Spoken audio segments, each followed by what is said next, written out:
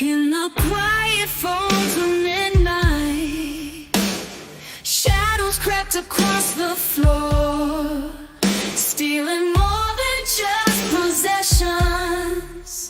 Peace now shattered evermore.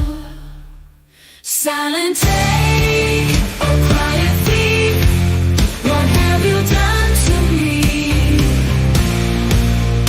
Left my world in disarray, echoes it used to be. Took it all away. You took it all away.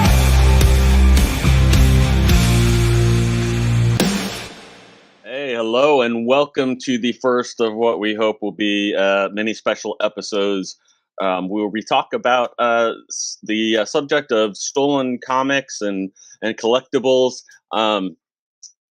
Our first guest, I guess this happened a little. You said you just had your 1 year anniversary, so this was fairly recent that you had stuff that was stolen from Yes. your museum. I guess, is it considered a museum and a comic store?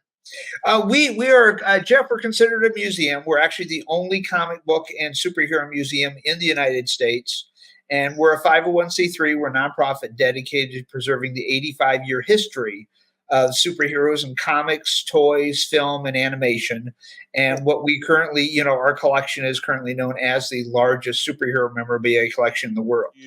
How did you get started or fall in love with comics, pop culture, or whatever? It kind of started with me as a kid in the mid 70s, watching, the Adam West, Burton Ward, Batman and Robin after school in the mid 70s. Yeah. And then, of course, Super Friends. Thus, people that have seen us over the years, our original location, it was a crazy thing. I built a 2-story replica of the Hall of Justice in my backyard. Nice. 18 years ago. And we were there for 12 years. And then, Stan Lee came out, filmed his Superfan television series. We've now been on over a dozen national television shows. I'm one of the appraisers. I work for American Pickers for their television show. Oh, cool. And so, it's just gotten bigger and bigger and bigger over the years. So then 5 years ago, we bought a larger building in a commercial area that's twice the size. And now we're looking to move again in the next 5 years, that we're going to need another larger facility. When did you start actually collecting stuff? And my dad started getting me comics about the time I was about 7 or 8. So that would have been like 1977, 1978. So about 45 years ago. And that's kind of where it started, was with the comics. And then I started getting the Mego figures for Christmas, the Batman and Robin and Hulk and so kind of got me started. And then in my teens, when I, had I had 2 paper routes to what I call support my habit. Right. Yeah. Then when I was in my teens, then I started seriously collecting. For anybody that doesn't know, and this was national news It was. when this happened. I guess you can start from the beginning of whenever you noticed something was wrong or gone. Well, what happened is it was 2 a.m. on a Sunday morning, and I get a phone call from our alarm company that the alarms are off. We're going off, and there's been a break-in, and of course, I'm dead asleep, what? I was like, holy shit, Wow. I'm panicking and jumping out of bed and getting my clothes on and rushing in the car and, driving to the museum. And 2 of my other board members were already there. The police were there. Walked into the building, and there was about 5, actually 7 cases where the glass doors were ripped off. So there's glass everywhere. We're trying to figure out what's there, what's not there. And then, of course, we're going through the video camera to see everything. And then we see, them breaking in the back doors and stuff. So we, got all that, and got everything for the police. And then we're cleaning up and everything. And I'm literally trying not to throw up at the same time, because this was my life's work. That's what I was wondering, how all you were taking this and what you were feeling. Devastating is the word. I mean, I was Yeah. absolutely devastated. I wanted to scream. I wanted to cry. I wanted to kill someone. All of the emotions, Yeah. all of the rage, all the anger, all all of it, and, Yeah. it's like, who would do something like this? It's like, we're a nonprofit organization. We're dedicated to preserving comic book history. What kind of dirtbag breaks into and steals from a nonprofit? Of course, we're thinking with some, local dumbass. It was kind of our first thought. And of course, we found out later it wasn't. And so it went on. So this was on a Sunday morning. So first thing we do, just because we're a nationally known museum, we know every auction house, we know every vendor, dealer, or they at least know of us. Right. So of course, right away, I take an inventory of what's stolen. It's about 50 stolen books. And as we reviewed the video footage, they got in and out of there in about 4 minutes. And it was $1.5 million in 4 minutes. We were one of only 2 museums that had a Captain America #1 from 1941. It was us and the Library of Congress. Wow. They had obviously been in, had cased the place. They knew what was there. So when they broke in, the alarms were going off. They knew what to grab and when to get out of there. Police got there 2 minutes after they had left. So it was 6 minutes for the police to get there once the alarms went off. They were in and out in 4. But we were able to get, they had masks, they had gloves on. So, these guys, they knew what they were doing. Oh, yeah. So then it was like, okay, is this a local idiot? No, maybe not. And so as the police are investigating this, so this is on Sunday, I send out mass emails with the list of stolen books, the, high-res photos, because we have all of that. Because some of our books are pretty distinct. A couple of them were autographed. We had just had Lou Ferrigno at our museum 2 weeks before for our Comic-Con. And so, we had 2 original scripts from the TV show in the Hulk case signed. So they stole they stole 3 things that were autographed by Lou that we had just got signed. And they had stolen our Hulk 1 and 2 out of that case. They stole the, Captain America #1, Captain America 37. Our Cap 37 was actually autographed by our dear friend Alan Bellman, who worked with Stan Lee on the Captain America comic books during World War II. Wow. We actually have Alan's drawing desk at our museum. He was actually one of our board members. He passed away in 2020, just a few years ago. But the Cap 37 was the only one of his original World War II Captain America books that we had with his autograph on it. So that really hurt, because that was a personal thing to me, because he was like, he was like my adopted grandfather. We were very close. And for somebody to steal that, the Cap 1, of course, was the big book that was stolen. But that one actually hit me in the gut harder than the Cap 1, because it was personal and it was autographed by him. So that, so there was, it felt like a personal attack, this whole thing. Especially, and especially, I think, like when you realize, like, this is premeditated, like they planned this, they did this, and that kind of like opens up the wound again, because it's like, man, absolutely. So please take the reports, everything else. The idiots left tools, they left the ladder, left all the stuff. So of course they're trying to get prints and everything. But we saw on the camera the guys had gloves. So it's like, So what happened is we sent everything out to like everybody in the industry, this list. So this is on Sunday that I'm still doing this. And at that point, I'm almost thinking about closing the place. I mean, that's how devastated I was. My board members that were there helping me clean up. They're like, you know what? And then, then we were deciding, okay, do we open up Sunday? We're still cleaning up and everything. I decided to go ahead and open Sunday. I decided I was going to work Sunday, and it actually helped for people to kind of come in, see the museum, see how people still enjoy it. And it's like, okay, I'm not going to let one asshole ruin what we've done for everybody, And so, I was absolutely devastated. Wasn't sure if I even wanted to continue the museum, even though it's been going on for 17 years. Yeah. And after something like that happens, it really shakes you. But people were coming in, enjoying the museum. It kind of helped me get over, I guess you'd call my grief, my shock, my Right. anger, Yeah. all the emotions. Yeah. So this was on Sunday.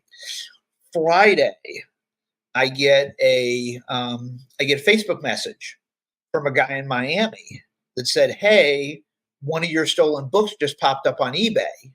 And it was the Alan Bellman signed book. So it was definitely our book. There was no mistaking it. Yeah.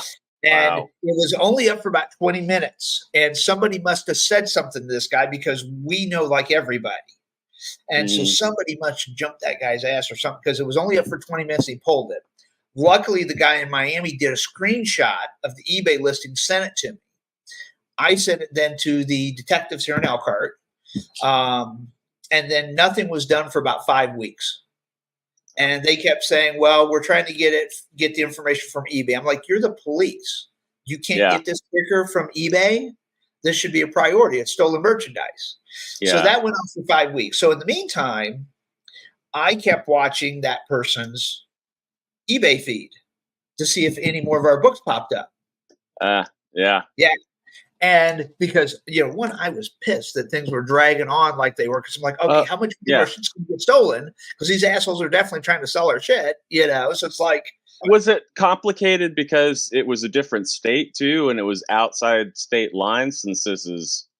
Well, we saw on the eBay listing that the seller was based in Florida. But of course, that could be fake. You never know if that's legit or not because people can fake that stuff. Yeah. But we thought maybe that's where it was because the guy was in Miami that contacted us. But again, he saw it on eBay, so that doesn't really mean anything. Right. So then what happened is another one of our books popped up. And it was one of our X-Men comics. It was like First Alpha Flight. It wasn't one of the main, it was something we could afford to replace that book. Right. But like the Cap #1, we can't afford to replace a book like that. We just find that kind of money. So what I decided to do, I got hold of one of our board members. I'm like, "Hey, we got to buy this book so we can get this asshole's name and mailing address." Yeah. Yeah. See, so yeah, so one of my board members lives in Detroit, and I told him, I said, "I need you to get on eBay, buy this book." Yeah. Because if I buy it and it shows, it'll be too many red flags, right? From Indiana and where it came from. Right, from the same city it came from. No, too many red flags. So he lived in Detroit. He bought the book, and so when we got the shipping confirmation, it showed the address where it was from. So then we contacted the detective there in Florida and said, "Hey, here's our situation." And the detective's like, "Send me the stuff." He goes, "We've been after this guy for a while." They knew who he was. He was already on their radar down in Florida. Wow. And they're like, "Yeah, this guy's been hitting places all over the country." So the police detective in Florida, he went to the post office that day and confiscated our package and the other packages that he'd sent out that day. Yeah. And so then they got the warrant busted in on him 2 days later. And so when they busted in, they found house, garage, and they also found 2 storage units in this guy's name, floor to ceiling filled with stolen merchandise. So this guy had been hitting places, comic stores, comic conventions, all over the country for 5 years without getting caught. He got caught when he hit us because obviously it made national news. We're very well connected in the industry, so that's what really burned the guy. Right. And then of course I decided to play Batman the detective, so that didn't help him any either. So I channeled my inner Batman, and went after this thing. Especially me as a writer, like I know that when I write stuff, I'm doing research on actually how do detectives and how do things work. So then then those people actually put a lot of that in the comics and different things. It's like most the good writers I learned, do. Yes, the good writers do. Absolutely. And I learned more science from comics than I ever did in school. Oh, same here. Yep. Actually, history was my big thing in the comics. Yeah. Yeah. And it was funny because I used to just blow my mom's mind, and she was like, "Oh wow, they taught that," and I was like, "No, I read that in this comic," because I know they studied the we studied the thieves and how they steal things and how they do things and how they think. I wonder if that guy wasn't inspired by the villains instead of the heroes. Right, exactly. Yeah. But that's and he didn't steal, because I heard you have some like well, and you already said, but you have some like movie memorabilia and other things, but Right. he was mainly focused on comics, was like Well, most of what comic books are he could. easier to probably carry and get out of there. Yeah, The easier to mail memorabilia, too. yeah, and the memorabilia, that's harder to sell because they're one of a kind items. They're Yeah, hard to get out. They're hard to yeah, sell. But the thing is, Captain America #1, one of those hits the market every yeah, 5 years. So it's like, yeah, that's hard to sell too. He yeah. kind of grabbed some of the stuff that's harder to sell. That's what I didn't. I was Yeah, expecting you to say that he had other stuff and it wasn't mainly comics. But I'm like, why would you steal a bunch of comics that, like, you should know that's going to be really right, difficult to sell exactly. or to But some of resell? the books that he stole are rare and hard Yeah. to sell. Like our Captain America #1, it has a Bonnet bookstore stamp on it. Ours is the Wow. only Captain America #1 that has that. Wow. So it's our copy. Right. So yeah, that's the kind of idiot. And then the Cap 37 he put up on eBay had Alan Billington's autograph. He put it on eBay and said unknown signature. It's like, well, you dumbass, Alan Billington, one of the coolest Wow. Captain America artists. It's like, what a moron. So it was they were smart thieves as far as how to break into a place. They Right. knew how to And get in and get out. Yeah. because we had cameras, we had alarm systems. I mean, we had all the things. And they still got in and out of there. We know how they got in, and we've corrected that. In fact, our new alarms, before our alarm system would activate if someone broke into the building. Well, now we have sensor alarms around the whole property. So we Yeah. get alerted, and our security company gets alerted if anybody even pulls in the parking lot or gets even close Nice. to the building. So we've made that correction. So, this won't happen again. It'd be great if you had like a big Batman spotlight that you could just Right, exactly. beam No, that on would be them cool. when it's Right, exactly. But No, that would be very cool. Yeah. Here we are a year later. And he's been sitting in jail. The main guy, he had an accomplice who was apparently from Indiana. I don't know if they've caught him yet or not, because nobody's like really getting back with me, which is frustrating. Yeah.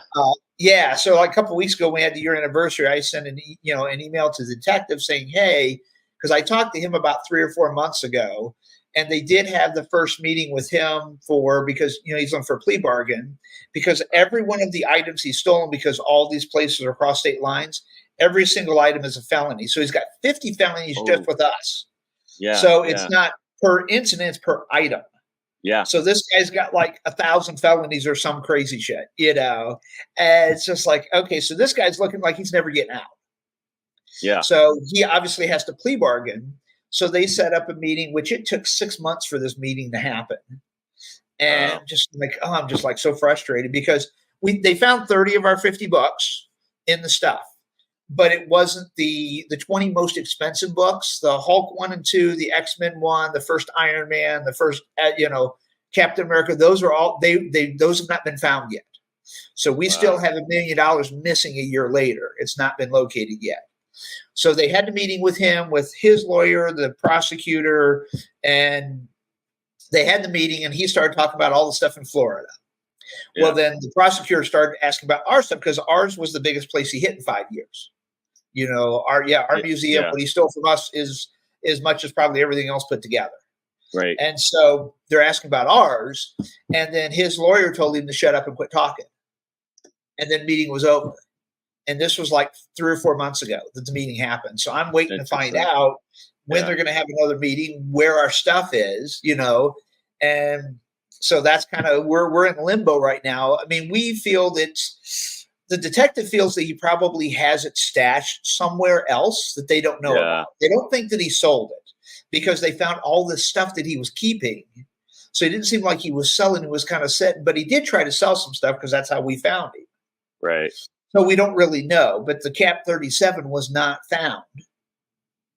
So I don't know if somebody messaged him privately and bought it. Did they look on the dark web or anything like that? I don't know. They did find some evidence that he had sold some things overseas, which complicates things. Yeah. If they're sold here in the United States, can be tracked, it's got to be returned. Some of the overseas regulations, depending on Right. what country it's in, is a little dicey. Yeah. So Yeah. that's our fear, is that's what happened. Um, but Uh, we're hopeful that he actually had, because it was all the big bucks, yeah. all the keys, all the real expensive stuff, the stuff that was worth thousands of dollars a piece. That's the Yeah. stuff that wasn't with everything else. So they're thinking he's got those hidden somewhere else. Wow. So it's just a matter of, if he wants a plea deal, he's going to have to give it up. Like everything gets complicated Right. when it goes into other jurisdictions and then other countries and Yeah. yeah, and then some like you said, I mean, some of the laws, it's like, I mean, if you have it, it's yours. I mean, in some of the countries, they don't Right. prosecute that That's stuff. and that's our worst fear, because this guy. It's not like this guy's going to be able to reimburse us. Yeah. So it's like, so Uh, we're holding out hope that the books will turn up, and he'll roll over and say where they're at. So that's what we're kind of waiting on. in a weird way, did this help get more notoriety and popularity for your museum? Not For really. No, we haven't seen an uptick in attendance. No. yeah, that's too bad. That would that be was nice if we would have gotten something from it, but no, not really. I mean, people come in and ask about it. yeah, And yeah, it's we get a lot of people asking about it and stuff, because again, it was national news. People heard about the robbery, and yeah. people ask about it. I'm like, yeah, so I have to relive this all the time. Yeah, yeah, and then my buddy Ben Avery contacts you and says, "Hey, I got this guy who Right? wants Exactly. Good to old man. interview you." And Nah, but I that, do interviews and stuff all the time, so I don't mind that. I mean, if it helps track our stuff down or get attention on it, hey, that's all we want. We really want. So we want two things. We want all of our stuff back, and I want 5 minutes alone in a room with this guy. yeah, yeah. What Then I have use my you? other Batman skills. Yeah. For like other people that have their stuff stolen or whatever, do you have any advice for them or any things that you found, or any like We resources or just we anything? just we just found that we had to take action ourselves. Yeah, And that's one thing I would tell people, that you want to make sure that the things that you have, you've got documentation, you've got yeah, high res photos, you have those things. That's going to help. yeah, Make sure you have good security. I mean, if you've got a sizable collection, make sure you have security. A lot of people don't tell people about their collections just because they're worried this type of thing would happen, which is smart. yeah, And I'm not saying I'm an idiot, but I just I've chose to share my collection and share right, the history and share it with the world, rather than like private collectors that have multi-million-dollar collections that don't tell anybody. They're the yeah, only ones that gets to look at it. yeah, I've kind of went the opposite way. This is obviously a thing that can and did happen because of that decision, but yeah. you can't help it. It does happen. It's like robbing an orphanage or something. It's like with Exactly. people that Yeah.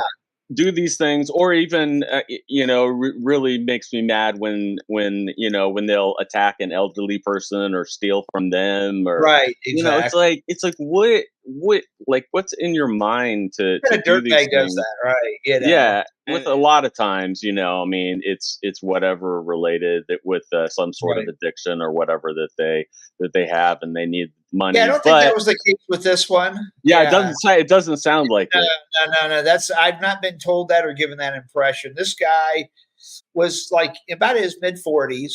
Yeah, And then he hired the other guy, which I don't know much about because I don't know if they've caught him. The Elkhart detective who handled the case here locally.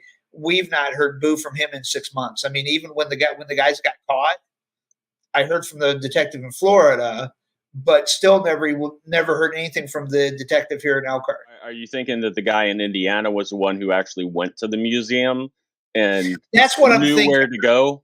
Right. I'm thinking that, yeah, we're thinking that it was the guy from Indiana that went in, probably, because we do allow people to video and take pictures in our museum. Right.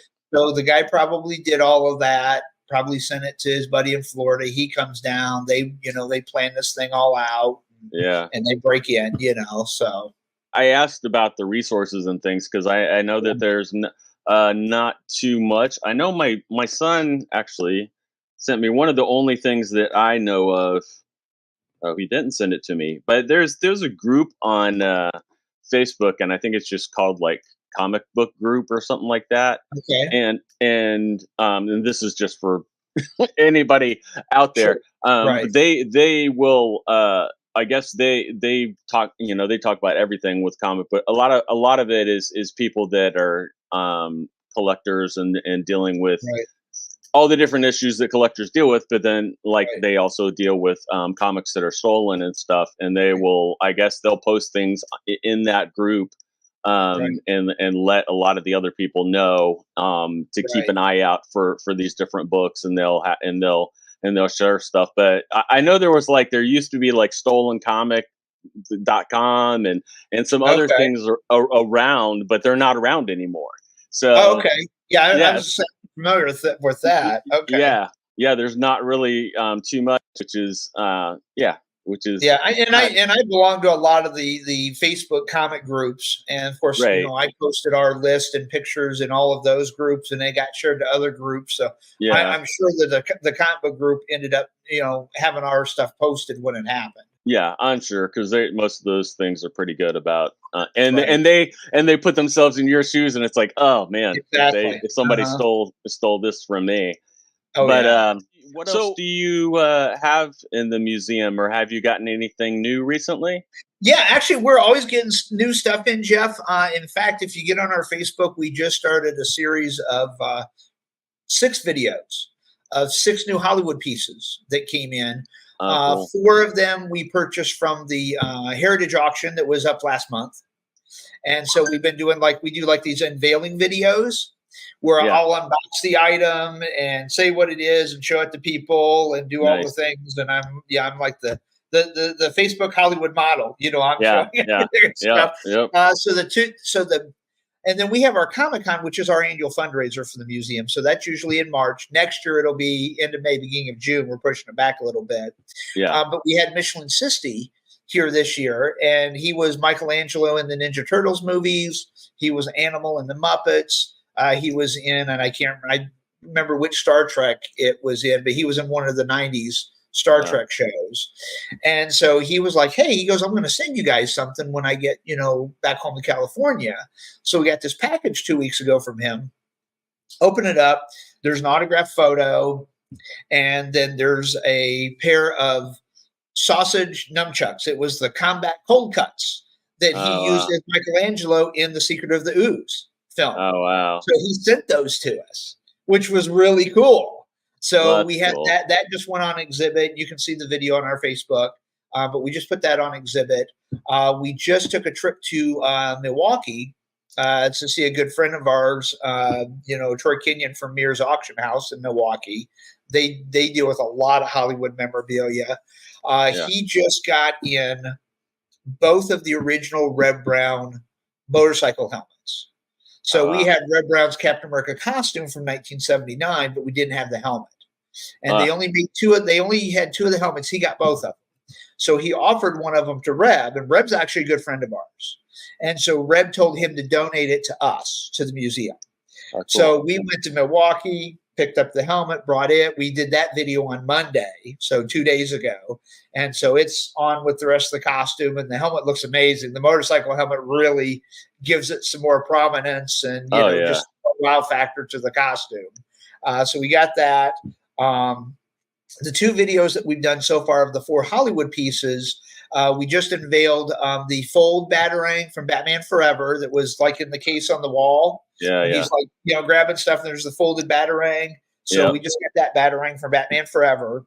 And then the one that just went up this morning, we unboxed Michael Coulter's Luke Cage outfit. Oh wow. Yeah, with the hoodie and the shirt and the pants and the bullet holes all in it. So Nice. we just got that costume in, and then we have 2 other Netflix costumes that we also won, but we haven't unveiled those yet. So people can watch on Facebook over the next few days and those other 2 videos will be rolling out soon. I guess I should ask, are you doing anything for Free Comic Day? We normally do not do anything for Free Comic Book Day, just I know you're because not a store, but right. Well, we're friends with a lot of local comic book stores, so we don't Right. like to take attention from them. right. The weird thing is that Free Comic Book Day falls on Star Wars Day this year. Yeah, So we that's are true. doing a Star Wars Day this Saturday. So we've got some Cool. people from the 501st coming in, and some of our, some of the Hall of Heroes cosplayers are dressing up for Star Wars. So we've got that going on from 11 to 4 this Saturday. And then Cool. we have our Marvel Day coming up June 15th. So we'll have an artist from Marvel Comics there. We'll have, a lot of cosplayers as Marvel characters. So we do that.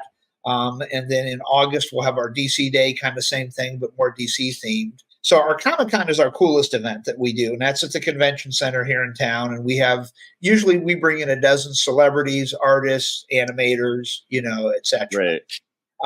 And then, like I said, that's our big fundraiser, and we usually get about 5,000 to 10,000 people that attend our con. So, yeah, we're not like San Diego or anything like that. But Right. the good thing is, because there's less people, the celebrities that we have, people can spend more FaceTime with them, Yeah. which is good. You're not just rushed through like like the bigger cons. Oh, yeah. So you get more of an experience with the celebrities if you come see them at our show, just because there's less people there. So that helps. Our other cool event we do in October is Garden Villains. So October is Villains Month, because the villains need a little love too, of course. Yeah. Because for the villain that hit us, no love for that bastard. Especially because there's no remorse on his side. Exactly. There's definitely not. So what we do is, we used to call it Hall of Villains, and we used to hold it at the museum. So we would have villains. We would have a couple of heroes captive. And so the kids could come in, we change all the museum to black lights and have it really cool, with like fog machines and decorations and everything. And the villains wander around the black lights and stuff, people would go through the path. But we changed it 3 years ago. We teamed up with our local botanical garden, Wellfield Botanical Gardens. Oh, cool. They have like a mile-long path through the gardens, and they have the ponds out there in the water, and so they do a big thing called Christmas lights in December. So they have like 1 million Christmas lights, Christmas music, and they have like a big tent, beer and wine and food trucks and all that. So I approached them about doing something similar with Halloween, teaming up with us. So 3 years ago, we did this, and we now call it Garden of Villains. So it's a mile-long path that you go through the gardens. We usually have about 30 to 50 live actors in costume, and then we have Halloween music playing. We have the food trucks. We have the beer and wine tent. We've got the Halloween lights throughout the gardens. It's really cool. And then we have the heroes captive, and so the kids come in, dress up, in their Halloween costumes, and they have to pick a side if it's good or evil. So if they decide, so they have to choose if they want to help the villains torture the captive heroes or try to help the captive heroes escape. Yeah. And so like we'll put Spider-Man or Batman in an electric chair that actually sparks. And so we'll let the kids like flip the switch and fry Batman or Spider-Man or whatever, and we'll have like Joker or Green Goblin right there, saying, hey, fry him, We have a lot of fun with it. And then the villains are handing out candy to the kids, so it's a little bit of a trick-or-treating thing too. But it's an amazing event. We get, a couple thousand people a night. We only do it one weekend, so it's one Friday and Saturday night from like 7 to 9. So we do it as it's just starting to get dark. But it's great. Kids love it. They have a great time. I do Deadpool at the event, so I'm running around as Deadpool because he goes both ways. Right. Yeah, exactly. Have any other ideas that you haven't done yet, or you'd like to do in the future? We're always trying to do. Right now we're going to be launching a capital campaign next year to raise money for. Because we're going to have to move again in the next few years. So that'll be ramping up next year, trying to raise money. We've actually had a couple of people that have reached out to us about larger cities that would like us to come there because we're the only comic book and superhero museum in the country. So, we have a bit of monopoly.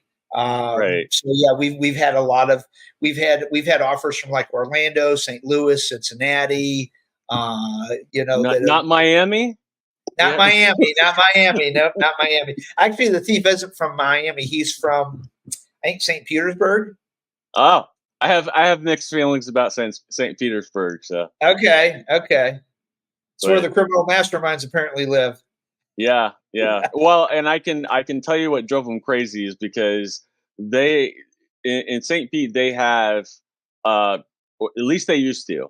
They Yeah. did start getting away with some of them, but they used to have more one-way streets than any other city I've ever been to. Oh, really? And Okay. it Oh, was that sounds annoying. so and before you had GPS, it was infuriating to be Right? able to get Exactly. anywhere because like it's like, oh well, I can't turn there, and Right? I'm like, if he was around during that era, I can see what might have driven him crazy, but I was just, it's like every time I had to go to St. Pete, I was just like, oh man, it's like Right? I don't want to go there. That's why I was shocked when they put the Tampa Bay Rays, and their stadium is in St. Pete, and Right? I'm like, what a headache! Why would you do Right? that? The interesting thing is, it is a lot more artistic with a lot of the stuff that they do and Okay. that they have there now. So maybe he's part of that vibe too, where Who he's into knows? that. Yeah. What was funny is they interviewed, so the news station down there interviewed, I guess, his father-in-law, Yeah, who had nothing good to say about him. Basically just said he was a bum, and he hopes that they throw the book at him. Like, wow. So here's the weird thing. So 3 weeks before they busted in on him, he broke into a zoo down there and stole 2 rare tortoises. wow. So it gets even weirder. I mean, most of the stuff they found was collectible stuff. That's kind of what he focused on. But he just went on like this different tangent and just decided, hey, I'm going to steal these 2 rare tortoises. And they were actually, and the thing is, they were actually pretty slick about it. You got to give them little kudos for this. So what they did is how they stole the tortoises is they took a baby stroller into the zoo with a blanket, put the tortoises in the stroller, covered them up, and wheeled them right out of there, middle of the day. Isn't that Wow. wild? That's, I mean, yeah, that's pretty. Yeah, That's pretty smart. Yeah, But it's like, all right, you got to give them kudos. It was like, okay, they kind of thought that one through, but if only the tortoise had the nunchucks that you have, that right, exactly. could have defended himself. You're too late, unfortunately. Well, so Wow. the tortoises, that only one survived. So one of them they found still alive. The other one was dead, and they put it in a freezer. No Wow. idea what they were going to do with it. It's weird. Sell the meat at one of those I weird don't know. secret I things have where you no get to idea. eat It's so rare. weird. Yeah. Wow. That, Yeah. man, I swear that, see, the more you say stuff like that, the more it makes me think, man, I wonder if they're not doing stuff on the dark web at all, or anything. I don't. Yeah, you would think so. I mean, this whole thing was just like nuts. I mean, this could be an episode of True Crime. It was. Yeah. It's got all these goofy twists and turns, and it's still not over yet. But yeah, it just. Did you find out any other weird stuff like that about like the tortoises or No, not really, anything else? because that was like all in the news. And unfortunately, the news stations in Florida called one to interview me, but the detective asked me not to do any interviews, so I declined. And so then they had all the information wrong because they were, because the news report, we got all of our stuff back. It's like, well, that's not true. We're still missing $1 million worth of stuff. We don't have all of our stuff back. Yeah. So a lot of misinformation got out there, and now I'm like thinking, okay, I should have went ahead and done the interviews, to make sure that the information was accurate and correct. And because I didn't, they assumed and guessed things and put out misinformation. Yeah, because people will come in and like, oh yeah, I heard get your stuff back. Like, no, we didn't. It's like, no, we did not. Yeah, and that's, hey, yeah, I kind of hate that nowadays. I do think it's better to just be transparent and be honest. I understand from their perspective, like they might be like, well, we don't want to let them know that we know that there's not, that they don't have anything back. But I mean, how many times does that work out? I mean, usually it doesn't seem to work out. I hear another weird thing. So this guy's wife, who had the eBay account and it was in her name, she was a corrections officer. So Wow. this thing gets weirder and weirder and wilder and crazier as we go. Yeah, she was a corrections officer. She'd only been one for like a year. So obviously, she was a criminal mastermind before she became a criminal corrections officer. So she probably did that to find out from the other Right. criminals, hey, how can I be a better criminal? Gave her access to all the Wow. criminal masterminds. I'd be interested to know more of his history and why he focused so much on comics. I It's don't like know. Yeah, if he well, was, I know she got out on bail.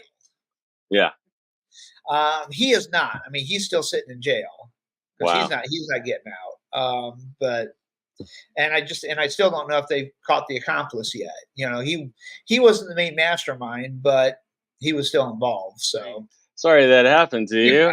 so am I. But It sucked. You know, it was weird. Last year I had all these. You know, we had a great Comic-Con. You yeah, know, and then 2 weeks after our Comic-Con, the robbery happened, and then a month after that, I had like this huge injury. We were doing, and this is a pretty funny story. I was dressed up as Deadpool, and so we started this thing called is anti-bullying campaign. So we do this at the elementary schools, and we go in like several of the characters in costume, and we do bullying skits. You know, so as Deadpool, I was the bully, so I'm picking on the yeah, other heroes in front of all these kids, right? So I'm picking on the heroes and stuff, and then we do this dance off at the end. yeah. So during the middle of the dance off, my Achilles tendon snaps. Uh, Dressed up as Deadpool in front of 300 kids during a dance off, and it was all caught on video. mm, And I just thought, like, I just pulled a muscle or something. I didn't think it was a big deal. he's such a good actor. Look. Right, exactly. Well, I caught myself. So, like, I did one of these things where it's like it snapped. Yeah, And if you've never had this injury, like how your foot feels when it falls asleep, yeah, knee down, just died instantly. Nothing. yeah. And so I caught myself on my good leg, and I hopped around for about another minute and a half to finish the song. Yeah. And just thinking, okay, I pulled muscle, no big deal, you know. And Yeah. so then I hobble over to the gym teacher's office, put my leg up. They bring me some ice and stuff, and so about 15 minutes, and then I hobble across the school, across the parking lot. I drive home, put my leg up for about an hour, and then I go to get up. And I put weight on it, and then it hurt like a son of a bitch. And I'm like, what the hell did I do? Because adrenaline had worn off at that Right. time. Yeah. So I wasn't feeling pain because you had adrenaline going and everything. So, Yeah. it was, I didn't feel anything. But 2 hours later, I'm like, holy crap. So I call my wife. She comes home, takes me to the emergency room. They x-ray it. And doctor's like, I got good news for you and I got bad news. He goes, the good news is you didn't break it. Bad news is you're going to wish you had. You need surgery and you're not going to be walking for 4 months. I'm like, you're kidding me. So this was a few weeks after the robbery. Yeah. That happened. So last year was not a good year for me. I'm telling you, it was a rough year last year for me. So Allen keeps every time he walks outside, he's like looking up at the sky for a random bolt of lightning. Right. Well, see, and here's another funny thing. So I end up with this cast, and it's a monster cast. Yeah. For like 2 weeks after my surgery. So we kind of talked earlier. So like my actual paid job is I've been a real estate broker for 27 years in the area. Right. So yeah. the day before the accident with my leg, I had sold a client a house. So the few days after my surgery, she calls me and she's like, hey, my parents from out of state or in state. Can we go look at the house on Sunday? I'm like, sure, so have my wife drive me. I'm on crutches. I'm on this big cast and I hop up 3 steps and there's like this patio and this half, brick wall. And then I hop up 3 more steps. I unlock the door, open the door, free fall. Hit that landed on that half brick wall, right on my tailbone. Yeah.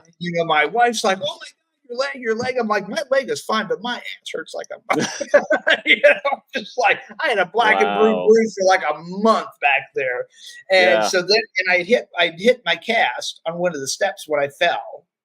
So there's a big dent in the cast. So then I got to go back Monday. They ripped the cast. I'm thinking, great, my 2 weeks are going to start all over again. That's just been my luck. Yeah. I got lucky. I didn't injure my leg any worse. So they put the cast on. Doctor's like, all right, I'll see you back in a week to get this thing off. I'm like, oh, yes. Finally caught a break. See, God was just helping you out to keep you still so you could start playing Batman.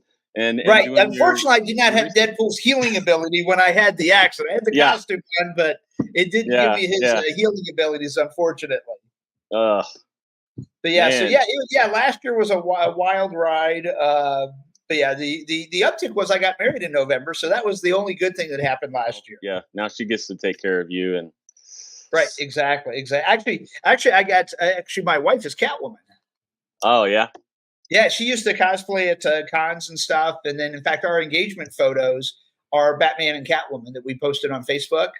yeah. And we had like really nice costumes that we use for our engagement photos, and they're really cool.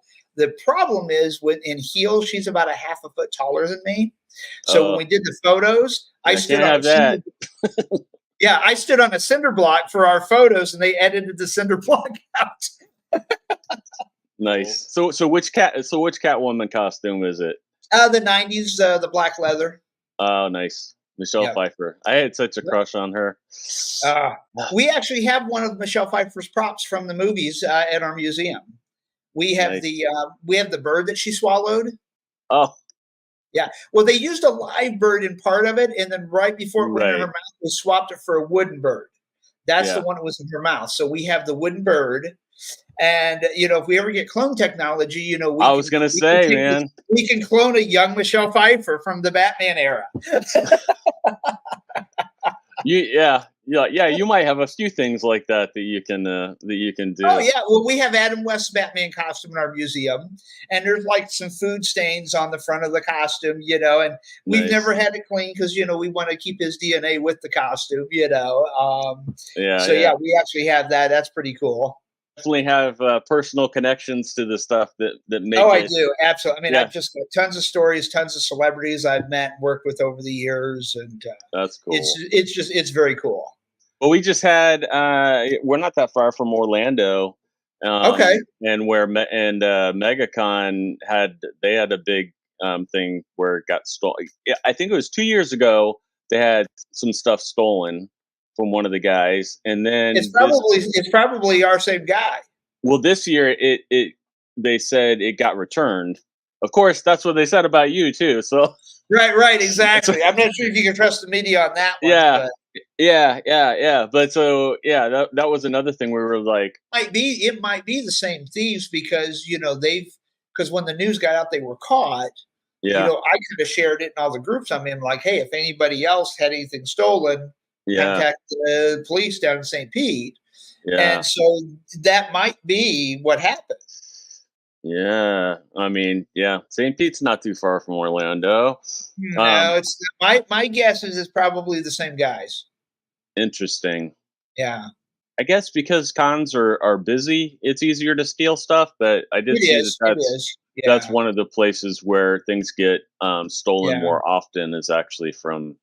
Well, what they conventions tended and to do stuff. at cons, and here's how they did it at the Comic Cons, they would go in pairs. So one of them we'd be talking to the vendor and distract them while the other person, slipped stuff in their pack or under their coat or their jacket or whatever, however they were doing it. So that's kind of how they were doing it at cons. Yeah, you want to put your expensive stuff either in a glass case on the front table if you want it right in the front or on Yeah. your board in the back. I mean, that's Yeah. how you do it. Wanted to remind people, definitely check out your Facebook page. Yeah, for, yeah. And then Hall our of Heroes website is Museum. hollyheroesmuseum.com. Yep, you can find Yep. us on our website, on Facebook. We're also on Twitter and Instagram. But yeah, you check over socials. We're probably most active on Facebook of our socials, though. You can see their stuff there and where they have everything. Just joking. Right. And they do have, and they are going to be doing Star Wars Day for May 4th. This Saturday is Star Wars Day. Yeah, absolutely. So so swing by there if you're in the Indiana area. I wish you not have any more things stolen. Right, me too. But we have to do a serious upgrade to our security system. So yeah, we actually, the funny thing is our security consultant was that we had look at this afterwards was Sam Jones, Flash Gordon himself. Really? That's what that's his date. That's his job. He owns a security firm. That's so really when we had cool. the robbery happen, Sam's a dear friend of ours, and he reached out to us and gave us some suggestions. And he was there in a flash. Right, exactly. I can't do the music that I know. whatever. Oh, I love that music. Oh yeah. Well, yeah, definitely go check out their stuff online. If you're in the area, go check them out. Yeah, come see us in person. Absolutely. Don't ask him about the stolen comics anymore. He's really tired of talking about Well, it. they've watched the show, so they don't have to, right? Yeah, exactly. Exactly. An ancient evil, billions of years old, wages war on the universe. Entire star systems are vanishing without a trace, leaving devastation in their wake. Nexus, the intergalactic guardian of lost souls, must stop the unnameable terror and its expanding scourge of destruction. The totality of everything in existence will collapse upon itself if he fails. With the fate of the cosmos in the balance, Nexus must confront his most dangerous adversary yet. Can he save creation from total and certain destruction, or will darkness reign supreme? Find out in Nexus Scourge, the all-new epic sci-fi adventure from Eisner-winning co-creator Mike Baron, exploding with Kelsey Shannon's dynamic artwork. Available now at baroncomics.com.